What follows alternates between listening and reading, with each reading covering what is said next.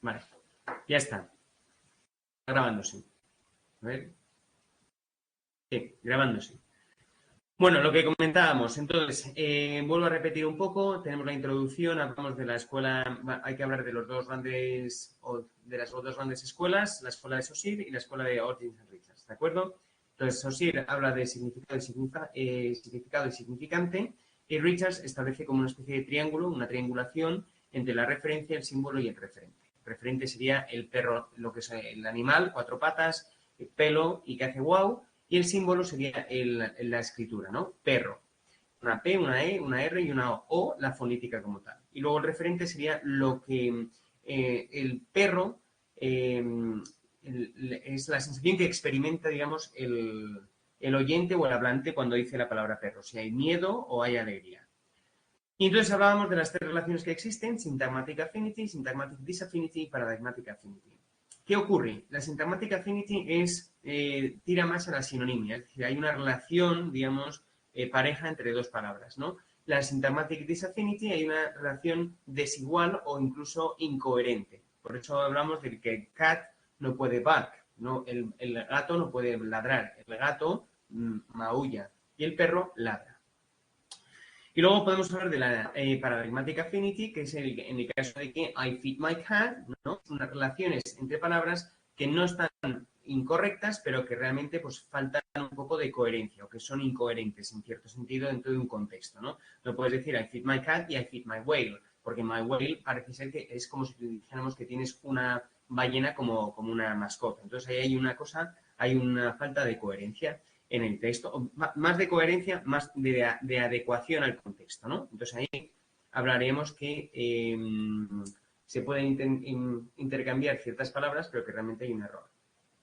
Bueno, entonces, cuando hablamos de una palabra, la palabra que tiene tres capas, o se puede diferenciar en 3 capas, la ortográfica, que es cómo se escribe, la fonológica, que es cómo se pronuncia, y la léxica, que viene a ser lo que significa, ¿no? Podemos encontrarnos, sobre todo en inglés, que hay palabras, como por ejemplo water, que tienen doble significado. Una es water, agua, y to water, que significa regar, ¿no? Entonces esto, bueno, pues difiere. ¿Qué ocurre? Que cuando hablamos de esto, lo que nos encontramos es que las palabras pueden ser, puede haber derivaciones de una misma palabra a través de los diferentes morfemas. Y aquí entraríamos a relacionarlo con el tema 10. Aquí habría que hacer una especie de párrafo introductorio, bueno, un párrafito en el que dijimos, bueno, esta parte del tema está relacionada con el tema 10, en el que hablamos de la formación de las palabras, en el que, bueno, pues nos encontramos que hay una raíz, hay un prefijo, un sufijo, ¿vale? Y a través de eso pues podemos encontrarnos diferentes formaciones de palabras que veríamos posteriormente en lo que es la lexicon creation, ¿no? Y entonces hablaremos de una conversión, de una derivación, de una composición, ¿no? Una palabra compuesta de 2 raíces. Entonces, bueno, pues cuando hablamos de las palabras o de los morfemas, tenemos que identificar que existen 2 tipos de morfemas, el free morpheme y el bound morpheme. Free morpheme es la raíz y el bound morpheme serían los prefijos. Recordad que cuando hablamos de las derivaciones hay que diferenciar bien una derivación flexiva o una derivación derivada. Una derivada implica que es un cambio de palabra, incluso un cambio de significado. Una inflexional implica que hay un número, una persona o una conjugación. ¿De acuerdo? Bueno, entonces, nos encontramos en el segundo punto, ¿vale? En el que hablaríamos de la homonimia y de la polisemia. Entonces, la homonimia son palabras, ¿vale? Que tienen el mismo spelling y diferente pronunciación, ¿vale? So, que es la herramienta, o so del verbo del pasado ser. O los homófonos, que implicarían que se escriben de manera diferente, pero que se pronuncian igual. Bear and bear, ¿no? Y luego, pues bueno, hablaríamos de la polisemia, ¿vale? Que es palabras que se escriben igual, pero que tienen varios significados, ¿vale? En ese caso, bueno, pues a veces incluso sería interesante mencionar la Language Economy Rule, porque la Language Economy Rule resulta que nos dice que las palabras no pueden existir 2 palabras en una lengua que impliquen lo mismo, que se refieran a lo mismo. Entonces, ¿qué ocurre? Que con la evolución de la lengua, las palabras se van especializando, que algunas se pierden y otras se especializan mucho. Este es el caso, por ejemplo, de lamb y mouton. Mouton tenemos una palabra que existe en inglés, pero que se refiere a un contexto muy concreto. Podríamos hablar de un abrigo de piel de carnero, ¿no? O, pero, sin embargo, realmente cuando hablamos de carne de comer, hablamos de sheep, por ejemplo, ¿vale? Bueno, en este caso podríamos pasar al siguiente punto, que sería la sinonimia, en el que hablamos que diferenciar entre lo que es un pleonasmo, lo que son los cognitive synonyms y lo que hemos hablado ahora mismo, que es el language economy, ¿no? Entonces, un pleonasmo es una repetición innecesaria de lo que es la palabra. Por ejemplo, cuando hablamos de burning fire, aquí el fire ya implica una llama, ya implica que se está quemando. Por lo tanto, no es necesario volver a repetir. Es como una especie de epíteto, ¿no? Algo que es repetitivo y que no es necesario hacerlo, ¿vale? Y luego tendríamos el cognitive synonyms, que digamos que son palabras que son completamente iguales, pero que se han especializado en contextos muy determinados, ¿vale? En el caso de sheep, me gustó. Bueno, ¿qué ocurre a partir de ahora? Que hay que hablar de los nuances, ¿vale? De las... Esto no sé cómo se dice en español. Nuance. ¿Cómo se dice esto en español? Nuance. Los matices. Eso, gracias, Daniel. Matices, ¿vale? Entonces, los matices dependen mucho pues, de cuatro puntos, emocionales, proposicionales, restrictivos o evocadores. Esto es muy interesante porque también lo podemos utilizar en el tema 39, porque depende de los matices que haya en el texto, podemos hablar del tipo de función que existe, ¿vale? Podemos hablar de un texto más emocional, ¿vale? Si hablamos del baby o el infant. Infant es lo mismo que baby, lo que pasa es que infant es más aséptico, más objetivo. Preposicional, pues hablamos de, por ejemplo, solamente que quiere dar información, es decir, que estamos ante un texto a lo mejor más objetivo. Y restrictive, pues es que hay muchos sinónimos, bueno, hay una gran variedad de, por ejemplo, podemos hablar de la uva, hacer un vino, y entonces en el vino, pues ahí depende de los tipos de uva, encontramos un vino u otro, ¿no? En ese caso, el white wine. Y evoke, pues ya entraríamos dentro de lo que serían los dialectos y los registros. Entonces, dependiendo de ciertos contextos, podemos dar lugar a un sinónimo o un tipo de palabra u otra. Yo os pongo en los dialectos, por ejemplo, en Escocia, en vez de decir lake, pues es el log. Y el registro, pues, por ejemplo, pues los pavos, me ha costado 100 pavos, pues pavos no es el animal, sino son los billetes, ¿no? Entonces, quiz, por ejemplo, en inglés sería quid, 100 quids. Bueno, pasamos directamente a los antónimos. Los antónimos pueden ser relacionales, graduales o complementarios.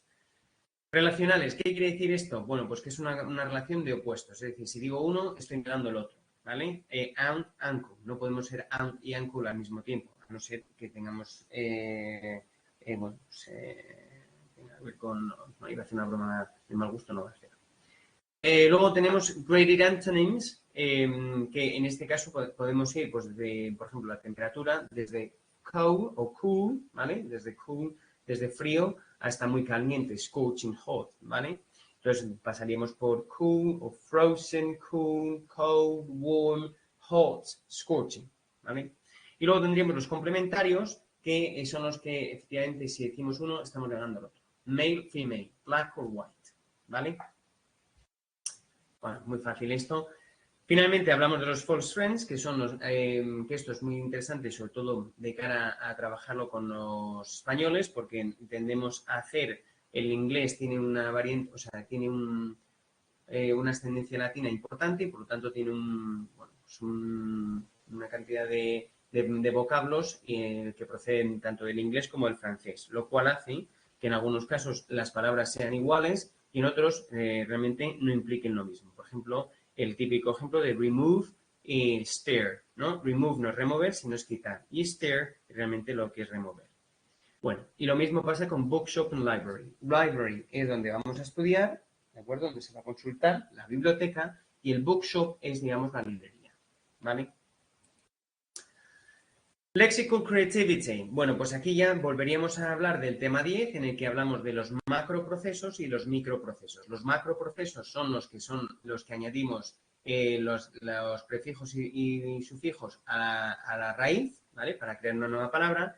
Y los microprocesos serían todo lo que tiene que ver con el acortamiento de las palabras, etcétera. Por ejemplo, hablamos del clipping, que es cortar la palabra, la conversión, water to water, el back formation, el blending, que es unir palabras. Por ejemplo, estamos hablando aquí del branch, por ejemplo, reduplication, que son las flip-flops, y el acrónimo, que sería, por ejemplo, native.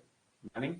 Entonces, pregunta, y aquí ya sería un poco, tal vez sería un poco, tiraros un poco vosotros ya a la piscina, sobre todo en cuanto a lo que es el razonamiento, de decir, vamos a ver, ¿cuándo se acepta un neologismo en inglés? Pues aquí en inglés se acepta cuando se usa de manera extensible en la prensa. En España, por ejemplo, podéis hablar del caso de España, se acepta cuando la RAE lo incluye en el diccionario de la Real Academia, ¿vale? ¿Y cuando se rechaza? Bueno, pues en el caso de inglés es cuando existe una palabra ya en inglés. En el caso del español, la RAE lo traduce al español o lo que hace es una conversión del inglés al español según la fonética española. Por ejemplo, hablamos de fútbol. El fútbol se escribe con U y con tilde en U, no con doble O, ¿no? Bueno, pues eso digamos, forma parte de lo que sería cómo se puede convertir un neologismo al castellano. Aquí tenemos lo que son los diferentes ejemplos de lo que ya hemos explicado, ¿vale?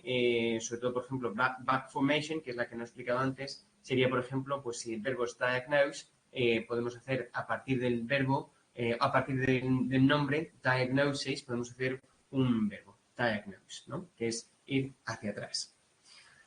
Bueno, entonces, bueno, ¿qué conclusiones a las que podemos llegar? Pues mi conclusión aquí es que este tema es bastante importante porque supone, digamos, la base sobre la que los alumnos pueden aprender, digamos, a expresarse correctamente en la L2.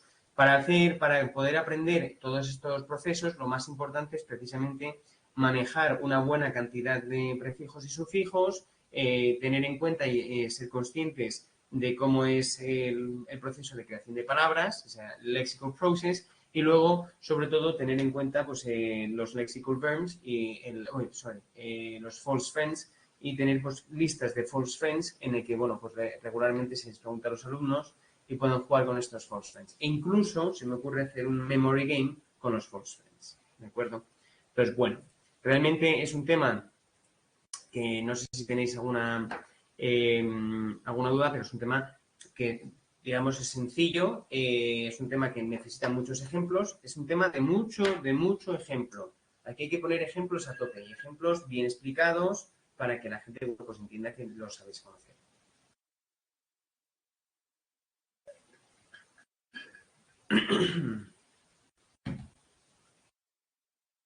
Genial.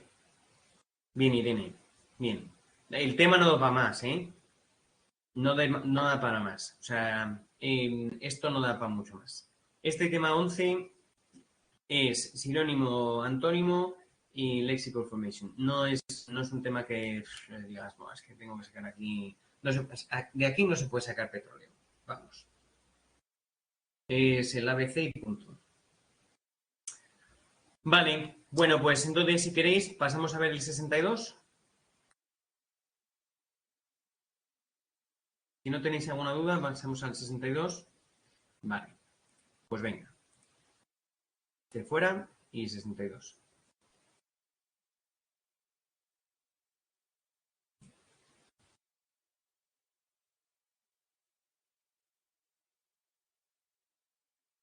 Bueno, pues aquí en el 62, este sí que es un tema largo, que yo viendo un poco el tema y viendo a la gente, no lo habría hecho, la verdad. Me parece un tema larguísimo y además incluso a veces un poco coñazo de escuchar, pero bueno, vamos a ello. Entonces, lo primero, hay que establecer qué es la Commonwealth.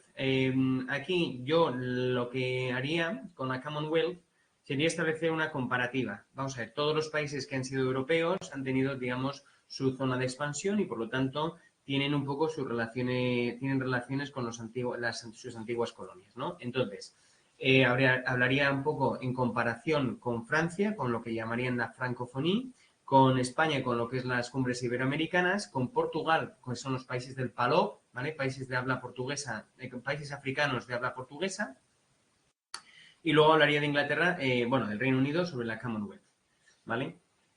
Bueno, luego hablaríamos del Development of Varieties, pues habría que hablar del inglés que se habla en el Reino Unido, del inglés que se habla en América, del inglés que se habla en África y del inglés que se habla en Asia. Es decir, es un tema que incluso es que tiene mucha historia, tiene mucha tela. O sea, aquí se han metido dos temas. O sea, por un lado tenemos la parte lingüística, que sería un tema, y la parte literaria, que sería otro tema. Pero bueno, es un tema larguísimo. Yo no lo recomiendo, pero bueno.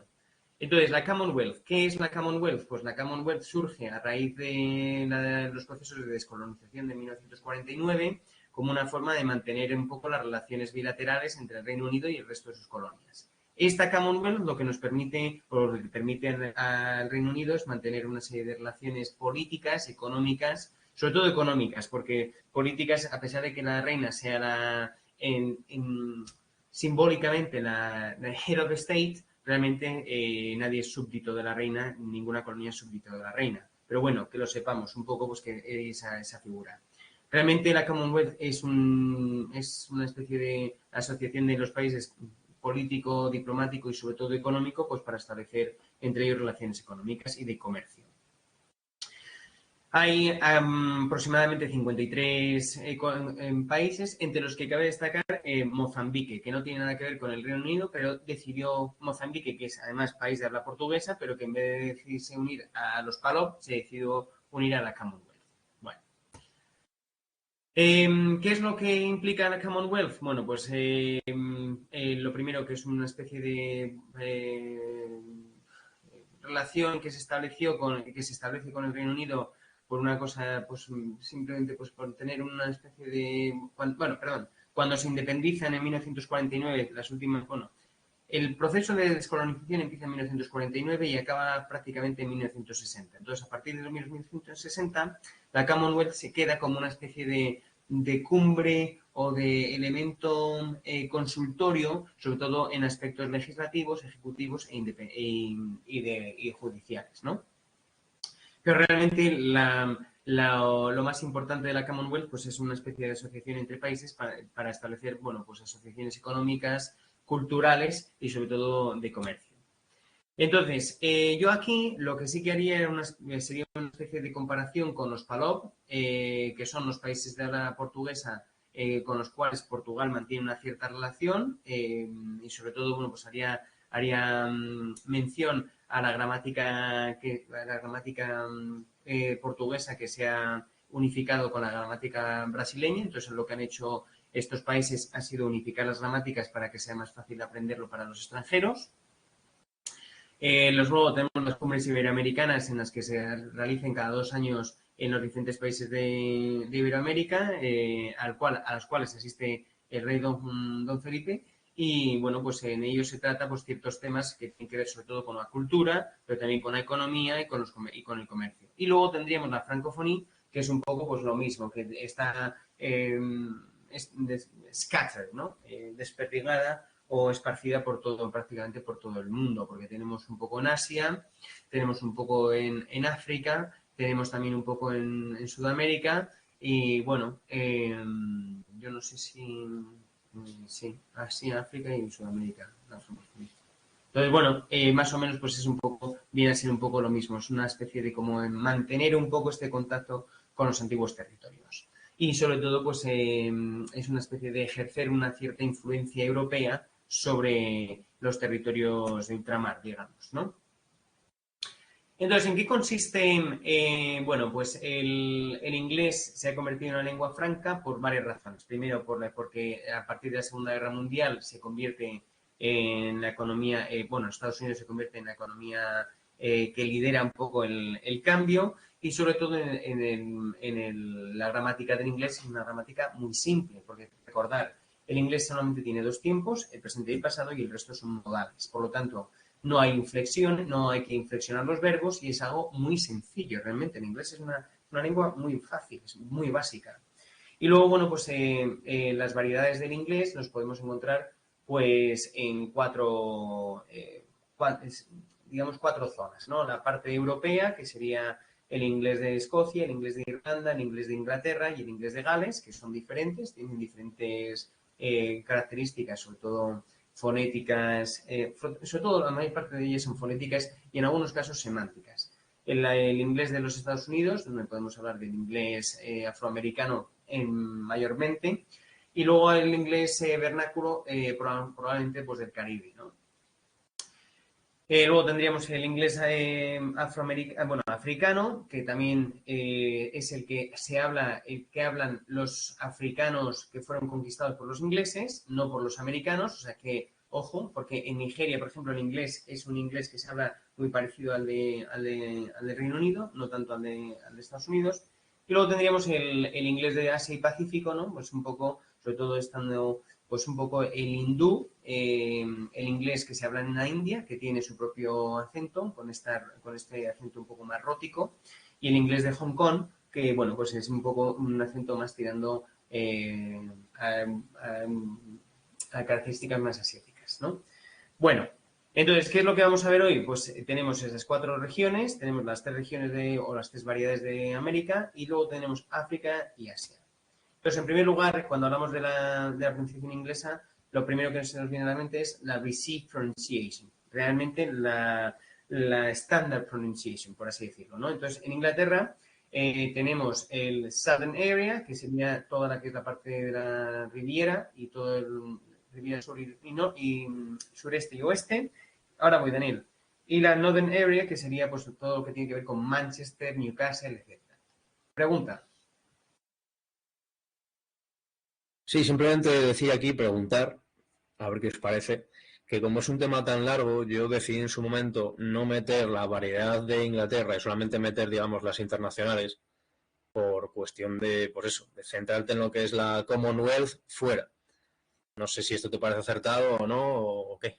Pues no, no me parece aceptado. Porque lo primero que tienes que poner es hacer una comparativa. O sea, lo primero que tienes que hacer es describir cómo es el inglés, digamos, típico, el received pronunciation, y a partir de ahí tienes que todas las variedades que sacas, las sacas en comparación al received pronunciation. Porque si no, no tienes un estándar. Entonces, tú puedes decir lo que quieras de los demás, pero no hay un estándar con el que te puedes comparar. Entonces, ojo con eso. Yo, en tu caso, haría siempre una rápida mención, una received pronunciation que tiene estas características y se habla de esta manera y coger una característica típica, nada más. O sea, algo como lo que te he puesto aquí en el slide este. Pues mira, es el inglés de la Reina, el inglés de Oxford y el inglés de la BBC. En el Southern Area, ¿qué es lo que tiene? Pues la R que se la comen, y en la Northern Area esta de umbrella, ¿vale? O I'm going to London, ¿vale? What were you going? To London. Going to London, ¿vale? O incluso la rótica, ¿vale? En Newcastle o en Manchester, punto. Pero sí que sería interesante que dieras por lo menos un par de matices de lo que es el inglés típico, ¿vale? Que eso es muy importante, ¿vale, Daniel? Vale, espera a ver cuando acabes esta parte de las variedades lingüísticas y te voy a preguntar una cosa. Vale. Bueno, pues entonces, ¿qué pasa? Que luego habría que hablar de Escocia y de Gales, pues también lo mismo, con la pronunciación y la morfología, pues un poco la entonación que tiene sobre todo la entonación que es diferente, con un rise fall, más que pues un poco así, el acento un poco este vasco que tienen, ¿no? Bueno, ¿qué tal estás, no? Opa ahí. Entonces, eso lo mismo, pero en Gales. Where are you from, eh? How are you doing, ¿no? ¿Vale? Y luego tendríamos la morfología, que sería el multiple negation. We don't speak no English at home. Y the woman as went abroad, ¿vale? Ese as como si fuera un relative pronoun. En Escocia tendríamos el roticar, ¿vale? ¿Vale? O por ejemplo, la H, el which, ¿vale? Y el roticar, pues un poco, where are you from? Where are you from? ¿No? I'm from Scotland, ¿vale? Y pues un poco la palatización del reg. Bueno, entonces, bueno, en léxico, algún borrowing, ¿vale? Borrow o I got hold of en el grammar. ¿Qué pasa en Irlanda? Pues en Irlanda es como hubo una inmigración muy fuerte procedente de Escocia, pues también tenemos esta influencia por parte del escocés en la parte en la lengua en inglés irlandés. I think. How many how old are you? 3 years old. 3 years old. How many? Entonces, ese 3, I think, days, ¿vale? Y lo mismo pasa con el WH. Where. No es where, sino where. Where are you from? Where are you from? Un poco, lo estoy exagerando, pero bueno, más o menos, ¿vale? En cuanto al grammar, pues tendríamos la inversión del objeto verbo, ¿vale? La rutina, he does be, pues utilizar el does en inglés de Inglaterra, se utilizaría el does como una forma enfática, en el inglés de Irlanda, pues un poco de una manera rutinaria, ¿vale? También tendríamos el clefting, como muy típico de la forma de hablar de los irlandeses, it's to Dublin, he's gone today, ¿vale? Y luego pues podríamos en Belfast, pues un poco esta R rótica demasiado, ¿no? Work on my car. Procedente pues, sobre todo de esta influencia por parte de los escoceses. América, ¿qué nos encontramos? Pues sobre todo el cambio de la grafía de las letras, ¿vale? Sobre todo lo más característico y al mismo tiempo la fonología. Pues en la fonología tendríamos la R que sí se pronuncia y la O que implica una prácticamente muy abierta. O sea, los americanos hablan muy abiertos, con la boca muy abierta, ¿no? My car, I'm going home with my car, ¿no? Un poco así tipo sureño y luego la O que se convierte en A, pots en vez de pots, que sería en el Reino Unido, pants. My pant is full. My pant is full of beans, ¿no? Bueno, haciéndolo un poco exagerado. Y ya incluso haciéndolo tipo, porque luego tendríamos el acento neoyorquino, que es diferente, el acento californiano, el acento tejano. Entonces aquí os podéis ir a cualquier acento. Si queréis ser creativos, pues simplemente os cogéis ciertas variedades, pues el tejano, luego el californiano que tenía otra manera de hablar y el neoyorquino que también, ¿no? Entonces, bueno, son maneras diferentes, incluso expresiones diferentes.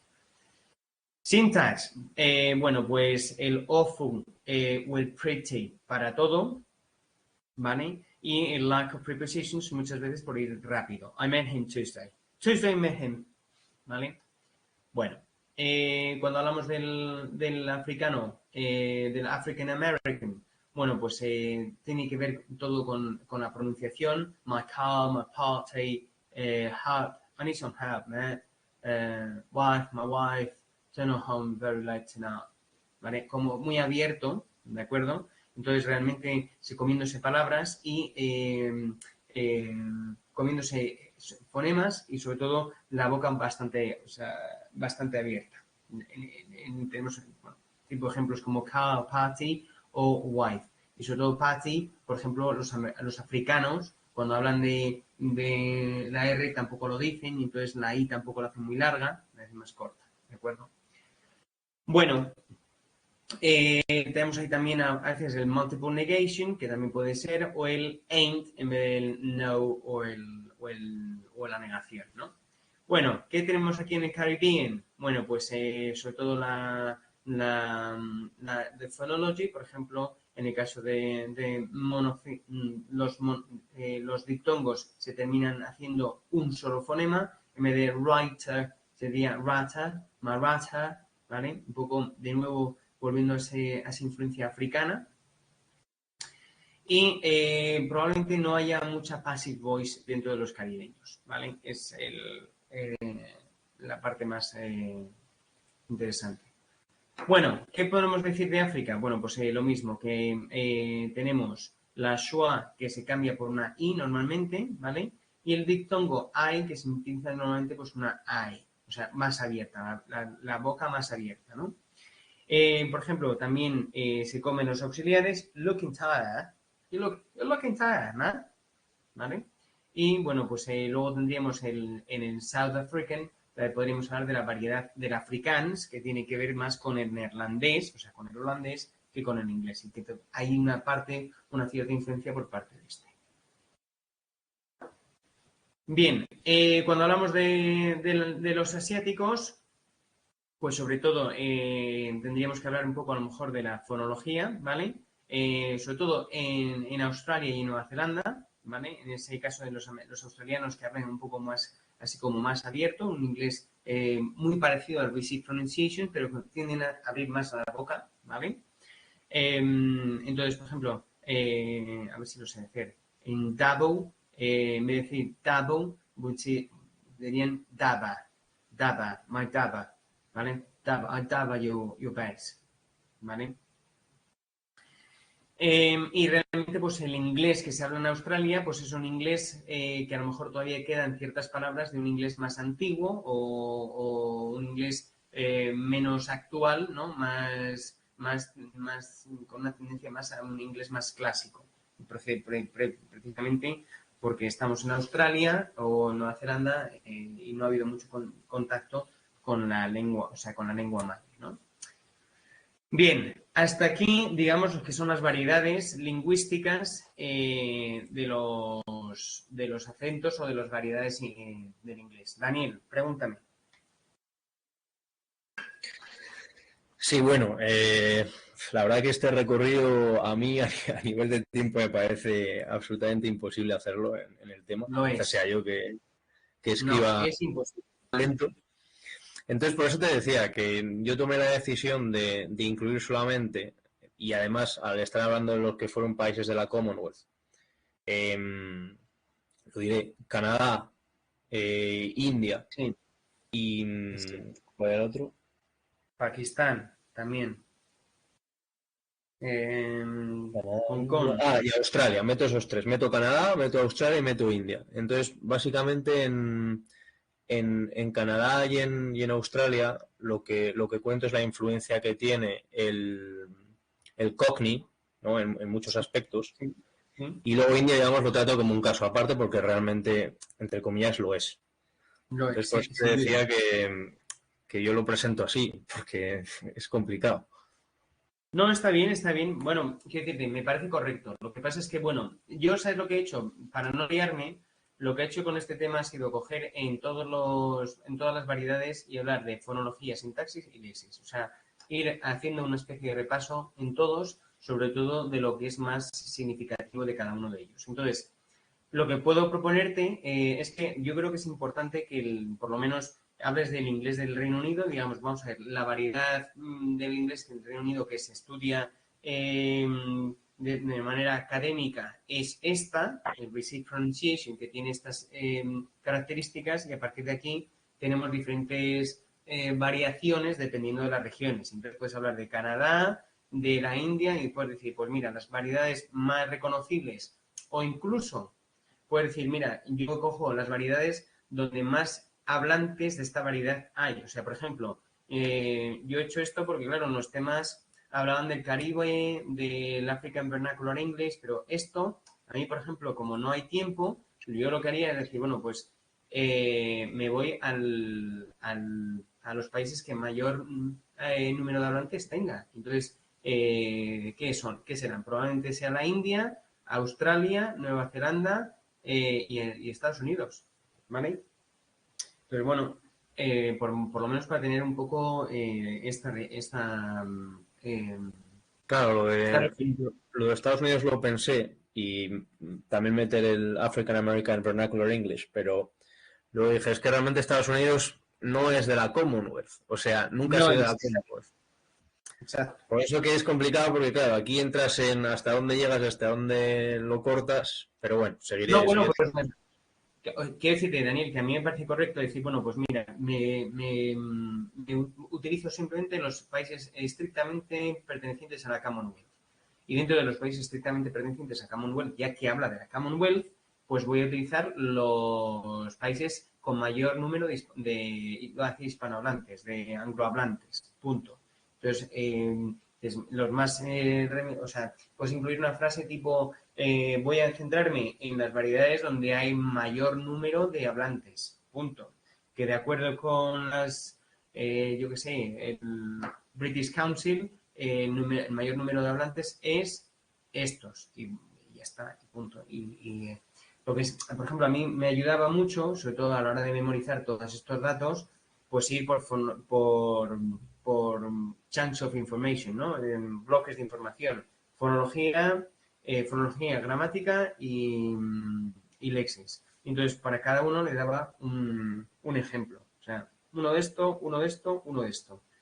Entonces, pues bueno, incluso se me ocurre que se puede hacer una especie de chart, una tabla donde se ponga receive pronunciation, receive pronunciation o standard English y ponemos pronunciation, grammar, vocabulary y luego ponemos Australian English, New Zealand English, Canadian English, American English, Indian English. Y vamos poniendo pues lo más característico de cada uno. Welsh English, Scottish English y así. Entonces haces un chart más o menos en el que se vea qué es lo más característico de cada uno de ellos y ya el punto le tienes hecho, ¿sabes? Ese también se me ocurre, también sería una posibilidad. A que no Yo está en iba a todo. decir, Dime, sí, sí, nada, que hago un poco eso, o sea, como vi que no me iba a dar tiempo, en el resumen que me hice, lo que fue es decir, hay estas otras variedades, como la de Estados Unidos, pero me voy a centrar en esto y luego si veía que me quedaba sin tiempo, en algunas más minoritarias decía, también cabe mencionar algunas características como la, yo qué sé, la R de no sé qué o la no sé qué de no sé cuál, y poco más porque es que no daba sí, tiempo y ya así está, o es. sea, Es que, que pues muy no, bien, Irene, o sea, muy bien, no se así puede es. hacer más. No, no, este tema es, o sea, este es un tema, a mí, sinceramente, para evitar. Yo digo, además, que hay algunas variedades que dices, joder, y ahora como, sabes, que me puedo confundir en alguna variedad del Wales o del Scottish o yo qué sé, ¿no? Entonces sí, Raquel, también hay que hablar de literatura, por eso yo esto a mí me parece que no lo recomendaría. Si tú hablas de la literatura, pues tienes que hablar de Nadine Gordimer, ¿vale? Que sería una South African novelist. Lo más importante, lo más reivindicativo de su novela es la lucha contra el apartheid, ¿no? Y sobre todo es una autora que tiene que ver, o sea, que se centra mucho en el tema del conflicto social y del conflicto social referido a la raza o a lo que es el racismo como tal. Y entonces, de todos los que tiene, las dos obras o las dos obras más famosas que tiene son The Conservationist, ¿vale? Y The Burgerstolzer, ¿vale? Que son, digamos, las dos grandes obras que se pueden ver de esta señora. Luego tenemos a Doris Lessing, que realmente sería una de las grandes autoras que habla de la Commonwealth como tal, ¿vale? Y cuya obra más importante sería The Golden Notebook, que es una especie de libro en 4 partes o en 4 libros diferentes, que serían Black Cover, Red Cover, Yellow Cover y Blue Cover, cada uno de ellos narrando un aspecto diferente de la vida de Anna o del struggle of Anna, ¿vale? Y luego también podríamos hablar de Series of Children of Violence, que bueno, que tampoco está mal porque también se centra un poco en toda esta violencia, también, digamos, de los retornados. Entonces, y por último, pues hablaríamos de un autor cuasi victoriano, los dos anteriores no son victorianos, M. Foster sería cuasi victoriano, ya un late Victorian, podríamos hablar, ¿no? En el que se centraría un poco pues, en esta idea, por ejemplo, un poco más influenciado por... Joder, ¿cómo se llama este hombre?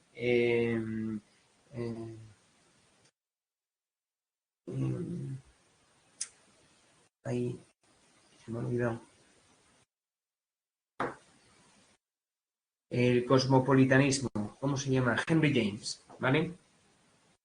Que habla un poco más de lo que es el cosmopolitanismo de Henry James, cosmopolitanism, perdonad.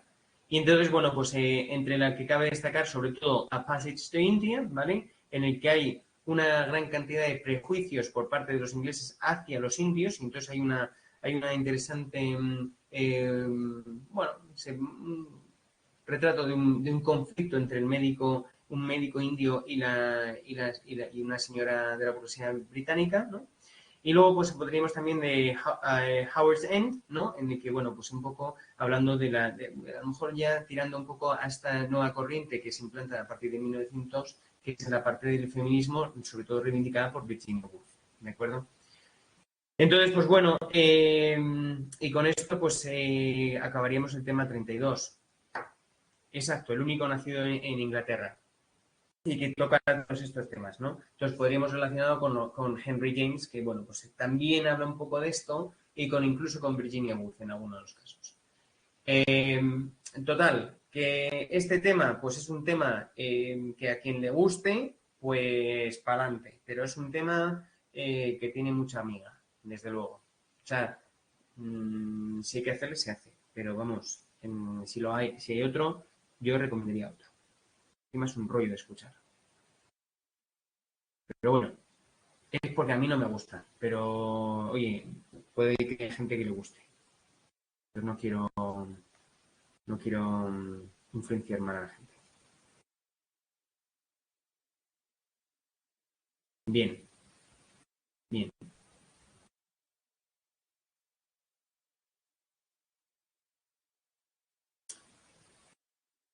Bueno, pues vamos a ver el tema 39, que era por el que yo me habría tirado, ¿vale?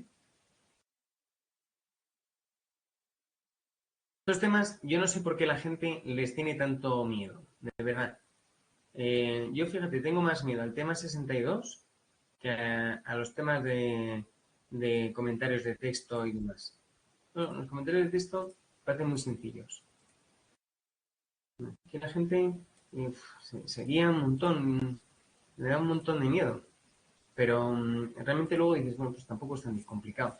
Porque fíjate, cuando hablamos del Discourse Analysis Strategies, ¿qué es lo que hay que hacer? Primero, ¿qué significa discourse? Definir discourse. Luego, los métodos que hay para analizar el discourse. ¿Qué es lo que nos encontramos? Pues a Grice, a Goffman, a Leach, a Halliday, a Jacobson, a Bogrand. O sea, es simplemente es como si fuera una disertación de un TCM, es decir, pues fulano dice esto, mengano dice esto, perantano lo otro.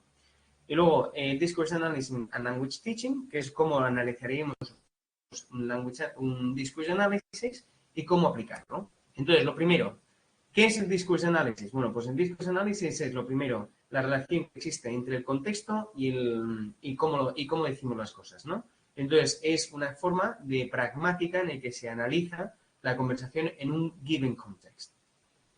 Entonces, bueno, pues aquí lo que nos sirve es para analizar, sobre todo, y desde un punto de vista del siglo XXI, las inequalities que pueden existir a la hora de hablar. Por ejemplo, sobre todo cuando hablamos, por ejemplo, es que este negro me ha robado, no se explica bien. Este negro no se explica bien. Bueno, pues este negro no se explica bien. Si lo oímos descontextualizado, diríamos, este tipo es un racista. Ahora bien, si está dentro de un contexto más o menos razonable en el que tal y que cual, bueno, pues a lo mejor negro, la palabra negro no tiene un contenido racista, sino simplemente un contenido de señalar a una persona en concreto que tiene un color de piel diferente al blanco. Punto. Entonces, bueno, también podríamos hablar de un punto de vista biased o un punto de vista sexista, ¿no? Entonces, de aquí tenderíamos al feminismo también que existe dentro de la lengua o del propio machismo que existe dentro de la lengua. Bueno, ¿cómo se puede analizar el discourse analysis? Bueno, pues primero hablaríamos de Grice, entonces hablaríamos de las 4 máximas que hay. Quantity, quality, relevance and manner. Quantity sería lo bueno si breve 2 veces bueno, ¿vale? Vamos a hablarlo así un poco rápido. Hay que ser lo más breve posible y lo más eficaz posible cuando se hable. Quality, digamos que lo que nosotros decimos tiene que ser verdad. Relevant, tiene que ser lo que nuestra aportación tiene que ser relevante a la conversación que se está llevando a cabo en ese momento. Y manner es evitar la ambigüedad y sobre todo evitar la mentira, ¿no? Bueno, ¿cómo podemos también hacerlo? ¿Cómo podemos también estudiar el discourse analysis? Bueno, pues Goffman nos habla de 2 behaviors, el front stage behavior y el backstage behavior. Entonces, el behavior, digamos, es una especie como de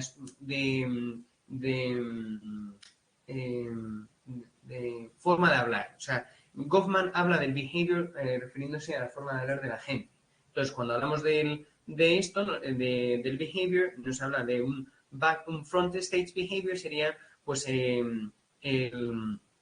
que el lenguaje lo influencia o le da forma, digamos, el contexto inmediato. Y el backstage behavior sería el default style, ¿no? La forma de hablar que tiene cada uno, o sea, realmente la forma que tiene de verdad cada uno de expresarse, ¿no? Entonces, en el front stage behavior, digamos que habría una adaptación de la persona al medio, ¿de acuerdo? O sea, que habría una adaptación del discurso al medio en el que está, mientras que el backstage behavior, digamos que sería la forma que tienen las personas de hablar normalmente. Es decir, que si hay una persona que dice muchos tacos en su día a día y ese sería su backstage behavior, le costaría mucho el poder adecuarse, por ejemplo, a un contexto muy formal en el que no se dicen tacos, en el que no se dice ninguna sola palabra, ¿no? Por ejemplo. Bueno, cuando hablamos del leash, podemos hablar de las funciones. Podemos hablar de informational, expressive, directive, aesthetic, emphatic. Entonces, ¿qué es lo que nos dice la information? Bueno, pues que lo que decimos ofrece una nueva información, ofrece algo nuevo, decimos algo nuevo. El expressive es lo que dice Jacobson también, que es a través del texto el autor está expresando pues, sus sentimientos o sus emociones. Directive es que el autor del texto, tanto oral o escrito, quiere ejercer una cierta influencia sobre el behavior, sobre la persona, ¿no? Y aesthetic se refiere a hacer del texto algo bello, es decir, buscar la estética del texto. Y por último, el fatigue sería un poco cómo conseguimos mantener la conversación que fluya, ¿no? Un poco muy parecido a lo que habla Roman Jacobson con el referential function, el emotive function, el cognitive function, el fatigue function y me falta una. ¿Cuál es la que me falta?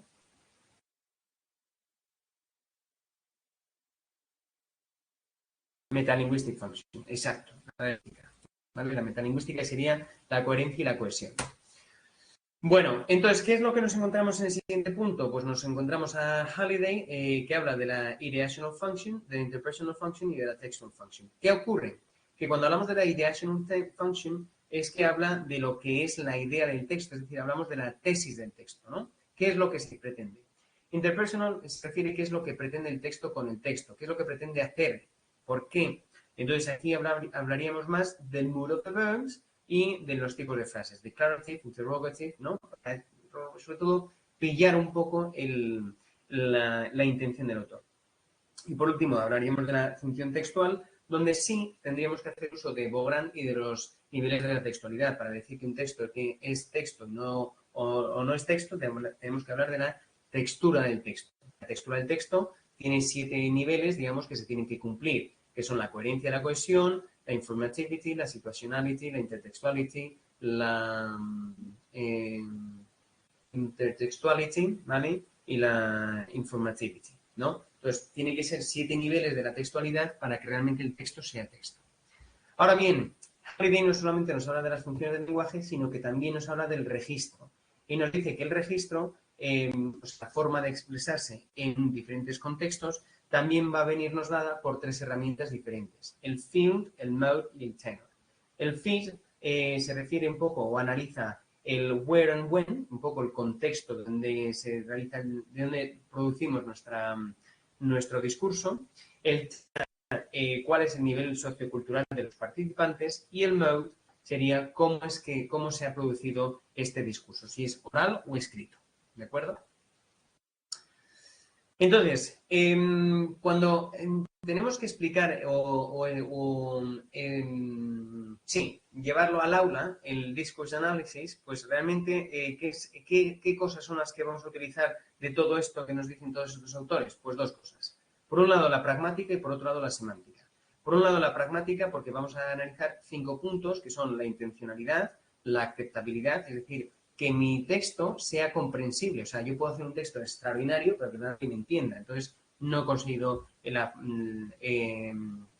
función, ¿no? Informativity, que informe, que sea con capacidad de informar. Situationality, que se refiere a un contexto determinado. Y, por último, la intertextualidad, que esté relacionado con otros textos. Es decir, que haya un género. Entonces, todo esto se puede dar en clase a través del análisis textual. Y luego también podemos dar en clase la parte de la semántica, es decir, cómo escribir un texto ahí entraría ya lo que son los niveles de la coherencia y la cohesión.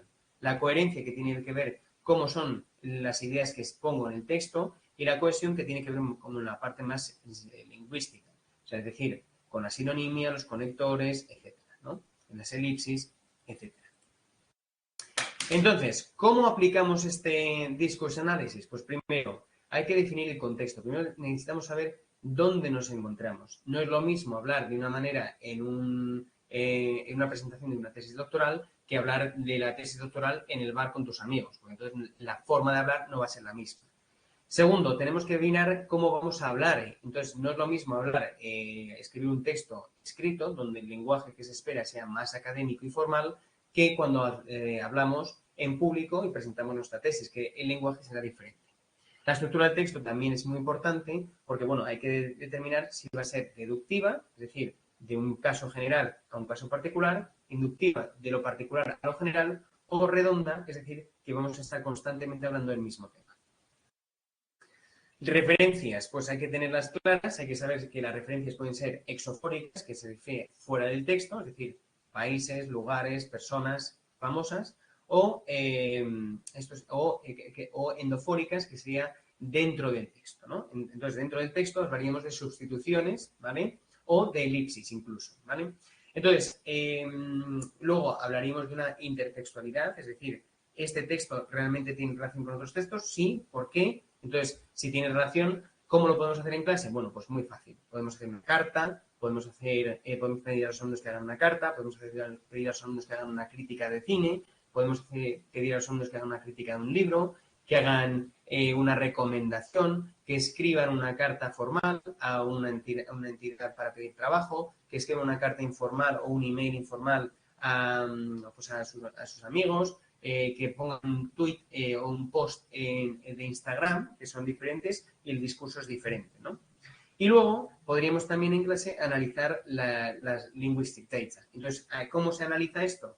Bueno, pues utilizando qué tipo de palabras se han usado, en qué contextos se han visto, los tipos de sintagmas que existen y los tipos, cómo se han utilizado estos sintagmas en los diferentes contextos, Instagram, los emails, las comunicaciones oficiales por parte del Estado, por parte de la Junta o por parte de las entidades públicas.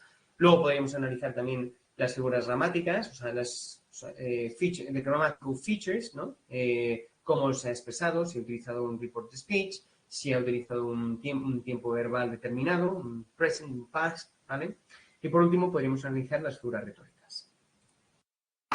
Por lo tanto, ¿cuál es la conclusión que llegamos? Pues la conclusión sería un poco cómo aplicaríamos esto a nuestro día a día, pues realmente pues utilizando a Halliday o utilizando a Jacobson, ¿no? Pues para hacer un análisis del texto, un análisis de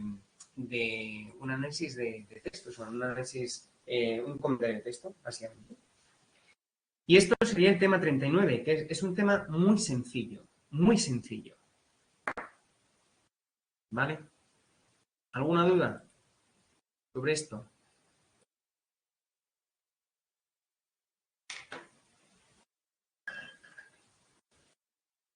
La única duda es si estos también los vas a subir. Sí, ¿no? Sí, claro, el claro. PPT me refiero. Vale. Por supuesto, Daniel. Lo subo ahora en el día 16, os lo subo y los dejo ahí puestos, ¿vale?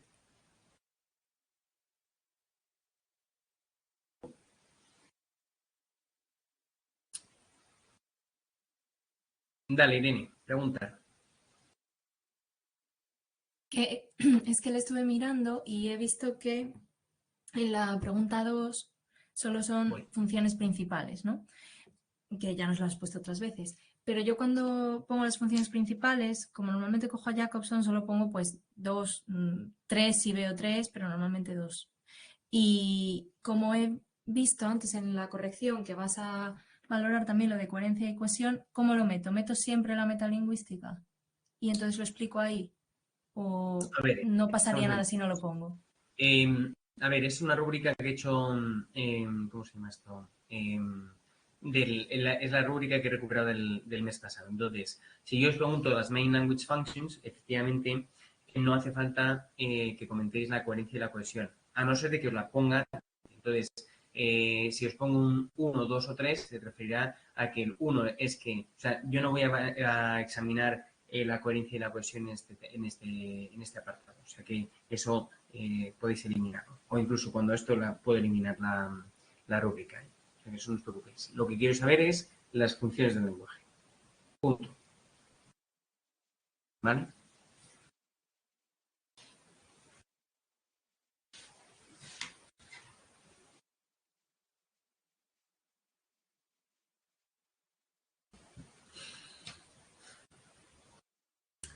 Vamos a ver, en el tema, a ver, siendo realistas, la prueba son 2 comentarios de texto y un writing en 2 horas y media. Entonces, digamos que tengamos media hora para hacer writing, por lo tanto solamente tendríamos 2 horas para cada uno, para los 2 comentarios. Por lo tanto, Daniel, yo te preferiría que me hicieras el comentario o que te pusieras un cronómetro y fuera más o menos entre 45 y 50 minutos de comentario por cada comentario. Además, en este tienes que contar que no tienes que leerte los 3 primeros, o sea, los 3 textos. Es decir, que aquí ya vas a tiro hecho. Entonces, intenta que sea en 45 o 50 minutos. ¿Vale?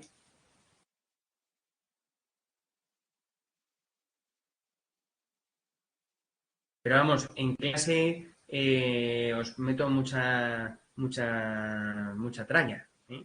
Entonces, más o menos en 15 minutos las 2 primeras preguntas las tienes.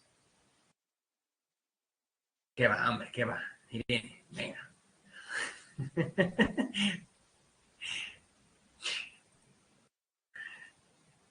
Si no, ¿qué sería, no? Si no sería muy fácil. El texto está, el texto está fácil.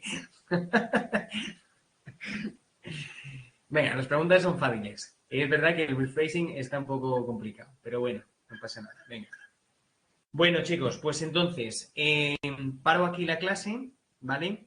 Y os dejo hasta el día 24 a las 23:59 para subir el comentario de texto y el tema en el aula virtual. Está abiertas las tareas. Si tenéis alguna pregunta, alguna duda, pues nada, escribís a Fernando y que me diga, ¿vale?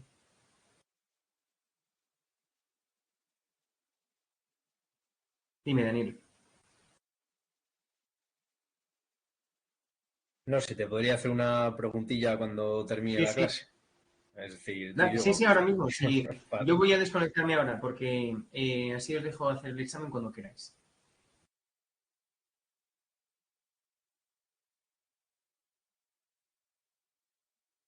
Dale. Pero una pregunta, Daniel, del examen. No, me refería a, digamos, a que cuando ya nos vayamos todos, si me puedo quedar contigo, nada, 5 minutillos para una Sí, pregunta sí, rápida, sí. de tú Sí, a tú, sí, vaya. sí. Sí, sí, sí. Que como es una pregunta, digamos, más entre comillas personal, pues Bien. prefiero Pues hacerlo así. nada, Si no tienes problema, vamos. vale. Sí, sí, sin problema, sí, sí, sí. Pues nada, chicos, el que se quiera ir ya a hacer el examen o irse de la clase y luego hacer el examen cuando pueda, pues está listo, ¿vale? Voy a dejar de grabar.